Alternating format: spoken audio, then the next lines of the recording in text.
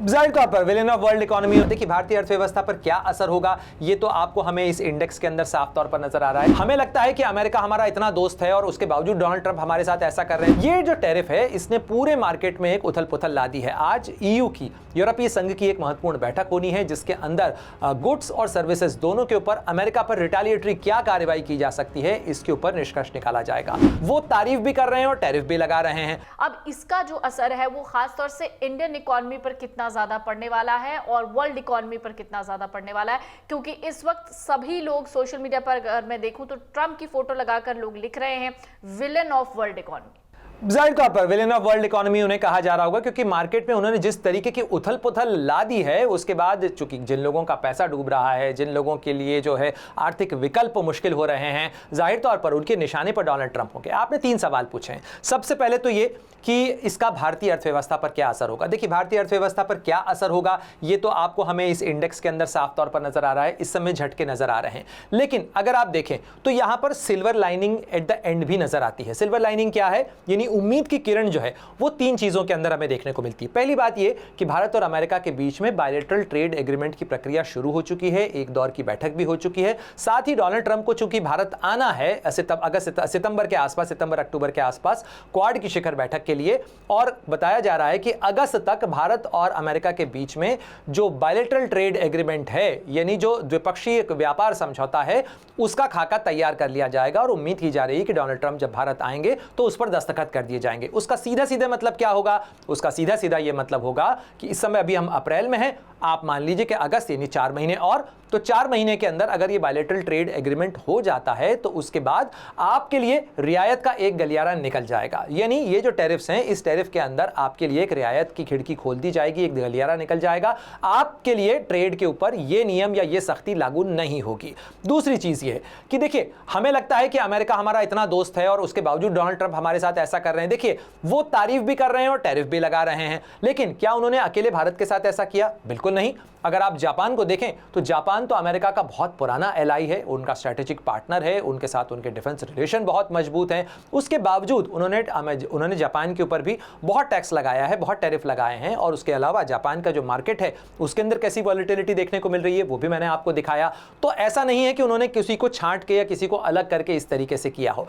दूसरी बात यह है कि आपने पूछा चीन के बारे में। देखिए ये जो टैरिफ है इसने पूरे मार्केट में एक उथल पुथल ला दी है। आज ईयू की यूरोपीय संघ की एक महत्वपूर्ण बैठक होनी है जिसके अंदर गुड्स और सर्विसेज दोनों के ऊपर अमेरिका पर रिटेलिएटरी क्या कार्रवाई की जा सकती है इसके ऊपर निष्कर्ष निकाला जाएगा।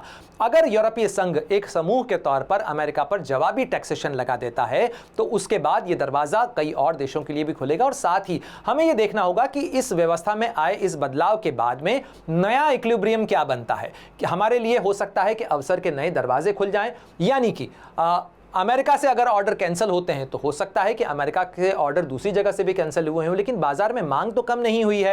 हो सकता है कि हमारे लिए जो दूसरे विकल्प हैं वो खुल जाएं, हमारा ट्रेड प्रभावित ना हो, हमारे एक्सपोर्ट के ऑर्डर्स न रुकें, बस केवल उनका डेस्टिनेशन बदल जाए। ये सारी चीजें मुमकिन है। ये मुमकिन इसलिए भी है क्योंकि बाजार के अंदर वस्तुओं की मांग नहीं घटी है। साथ ही अमेरिका की अर्थव्यवस्था के सामने इस समय एक बहुत बड़ा संकट है। डोनाल्ड ट्रंप जो कह रहे हैं पल्लवी, वो करना कितना आसान है उनके लिए, इस पर बहुत बड़ा सवालिया निशान है। इसलिए सवालिया निशान है क्योंकि वो चाहते हैं कि अमेरिका टैरिफ लगा देगा तो ये सारी कंपनियां मजबूर हो जाएंगी, उसके बाद अमेरिका के अंदर वो फैक्ट्रियां लगा देंगी, अमेरिका में फैक्ट्री लगा देंगी तो उसके बाद अमेरिका के अंदर रोजगार बनने लग जाएंगे। ये सुनने में आसान लगता है लेकिन होने में बहुत कठिन है। साथ ही डोनाल्ड ट्रंप दोहरी बात कर रहे हैं। एक तरफ अगर वो कहते हैं, मान लीजिए कि कल को आपको ही अगर कोई निवेश करना हो, आप अगर एक उत्पादक हैं और आपको लगता है कि भाई अमेरिका में जाके मैं निवेश करके वहीं फैक्ट्री लगा देता हूं, लेकिन ऐसे व्यक्ति के देश में आप कैसे निवेश कर सकेंगी जो खुद ये कह रहा हो कि देखिए मुझसे आके डील कर लीजिए, मैं हो सकता है आपके लिए रियायत कर दूं, आप मुझसे आके डील कर लीजिए, हो सकता है मैं कोई और आपके लिए जो है कंसेशन जो है वो ऑफर कर दूं आपको।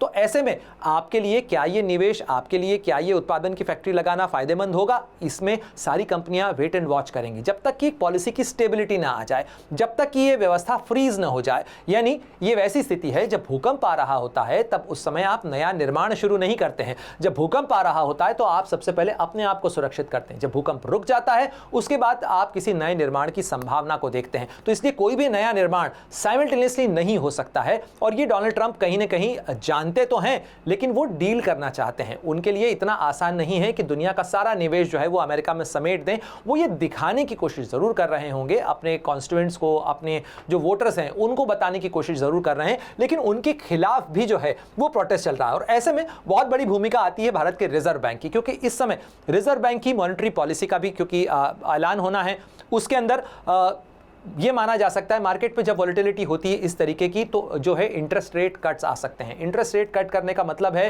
कि जिन लोगों ने बैंकों में पैसा रखा हुआ है या आपका जो इन्वेस्टमेंट है उसके ऊपर यील्ड कम होगी, आपकी ईएमआई हो सकता है कम हो जाए, लेकिन आपकी यील्ड भी कम होगी। साथ साथ बाजार के अंदर जब इस तरीके की अव्यवस्था होती है तो अव्यवस्था के अंदर हर कोई अपने ऑप्शंस को टाइट करके होल्ड करके रखता है, ज़्यादा पैसा खर्च नहीं करता है। ऐसे में जो वो 12,000 रुपये का आपको या 12 लाख तक की आय के ऊपर जो टैक्सेशन की छूट दी गई थी, जो एक्स्ट्रा पैसा आया था, वो एक्स्ट्रा पैसा भी बाजार में सर्कुलेशन में आने की संभावना जो है वो कम हो जाएगी, क्योंकि अप्रैल के बाद ही तो वो जो नई व्यवस्था है, नए फाइनेंशियल ईयर के जो टैक्सेशन लॉज हैं वो लागू होंगे। तो ऐसे में वो जो लाभ हम उम्मीद कर रहे थे कि हमारे बाजार के अंदर थोड़ा सा उत्साह आएगा, थोड़ा सा जो टैक्सेशन की राहत है उस कारण बाजार की चक्की तेजी से घूमेगी, अभी उसमें हमें थोड़ा सा रुकना होगा, थोड़ा संभलना होगा। और यही जो इंडिकेशंस हैं, ऐसे में रिजर्व बैंक ऑफ इंडिया की भूमिका महत्वपूर्ण हो जाती है। साथ ही ये देखना होगा कि अमेरिका इज बैक, अमेरिका की बात करने वाले डोनाल्ड ट्रंप कहां जाते हैं, क्या करते हैं। ऐसे में कई लोग जो इसका जिक्र कर रहे हैं, सोने का जो दाम है पल्लवी, वो इस समय बड़ा आसमान छूता हुआ नजर आ रहा है। अगर आप सोने के दाम की बात करें तो सोने का दाम जो है वो 5 दिन पहले, यानी जब से ये टैरिफ की बात शुरू हुई, टैरिफ उन्होंने लगाने का ऐलान किया, करीब 94,000 जो रुपए जो है वो 10 ग्राम सोने का भाव पहुंचा था। हालांकि आज वो कुछ नीचे आया है, इस बीच में एक और ड्रॉप हुआ, आज करीब 91,455 के पे था। लेकिन अगर आप बीते एक साल के अंदर देखें तो सोने का दाम जो है वो 8 अप्रैल 2024 को जो है वो करीब आप ये देखिए 72,955 था 10 ग्राम का, जो आज जो है करीब 91,000 तक पहुंच चुका है। तो ये सोने के दाम के अंदर जबरदस्त तेजी आई है। इसका मतलब है कि बाजार के अंदर निवेश के जो दूसरे विकल्प हैं उन पर लोगों को भरोसा कम है, बाजार के अंदर अस्थिरता ज्यादा है, इसीलिए लोग येलो मेटल के अंदर, सोने के अंदर निवेश ज्यादा कर रहे हैं। चांदी का दाम भी बहुत तेजी से बढ़ रहा है। और ये जो सारी चीजें हैं, इसके अंदर डोनाल्ड ट्रंप इसी तरीके की नीतियों पर अगर चलते रहे तो उनकी नीतियों का जो नुकसान है, आप देखिए कि ये जो ग्लोबल डेट इंडेक्स है ये भी प्रभावित हो सकता है। ये आईएमएफ का डेटा है और इस आईएमएफ के अंदर वो तमाम देश जिनके ऊपर नेशनल डेट कितना है, नेशनल कर्जा कितना है, ये उसका आंकड़ा है। और ये साफ तौर पर बताता है कि सारी जो संकट है उसके अंदर 2 बड़े हाथी हैं, 2 बड़े किरदार हैं। एक है करीब $30 ट्रिलियन की इकोनॉमी जो कि अमेरिका है, दूसरी करीब आप मानिए कि 17-18 ट्रिलियन की इकोनॉमी है चीन। अमेरिका और चीन, एक दुनिया का सबसे बड़ा खरीदार, एक दुनिया का सबसे बड़ा उत्पादक। जितनी मैन्युफैक्चरिंग कैपेसिटी चीन की है, चीन के लिए भी संकट यह है कि अगर अमेरिका खरीदना बंद कर देता है, टैरिफ यदि उसके लिए भारी पड़ जाते हैं, तो फिर चीन जो है वो बेचेगा किसे, उसको अपने अल्टरनेटिव बाजार तैयार करने होंगे, क्योंकि उसकी फैक्ट्रियों के अंदर बन रहा सामान, उसके लोगों का जो एम्प्लॉयमेंट है, रोजगार है, वो इससे प्रभावित हो सकता है। इसलिए संकट ऐसा नहीं कि चीन के सामने नहीं है। साथ ही आप देखिए उर्सुला वॉन डर लेयन का जो बयान है, Donald Trump's decision to impose new tariff on all goods entering the US is a major blow to the world economy.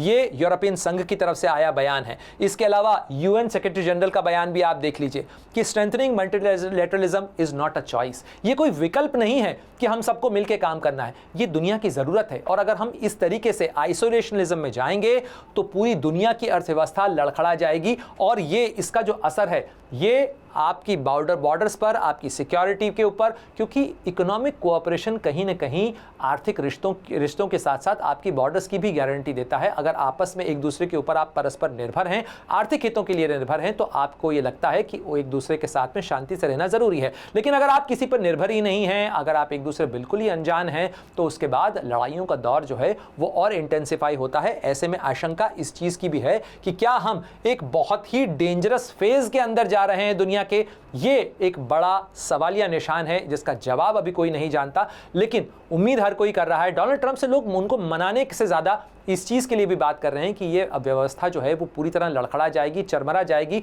वैकल्पिक व्यवस्था नहीं है। कोविड के बाद से दुनिया पहले ही कराह रही रही है। पहले ही बहुत सारी दरारें हैं ग्लोबल इकोनॉमी में, जिस तरीके से इम्पिटस चाहिए था वैसा नहीं मिल पा रहा है। अगर ये झटका और लगता है और व्यवस्था नहीं सुधरती है तो पूरी दुनिया एक गंभीर आर्थिक मंदी के दौर में जा सकती है। अगर आप ये वीडियो YouTube पर देख रहे हैं तो हमारे चैनल को सब्सक्राइब कर बेल आइकन दबाएं, और Facebook पर देख रहे हैं तो हमारे पेज को लाइक करें। 8 मिलियन प्लस सब्सक्राइबर, आपके इस भरोसे के लिए बहुत धन्यवाद।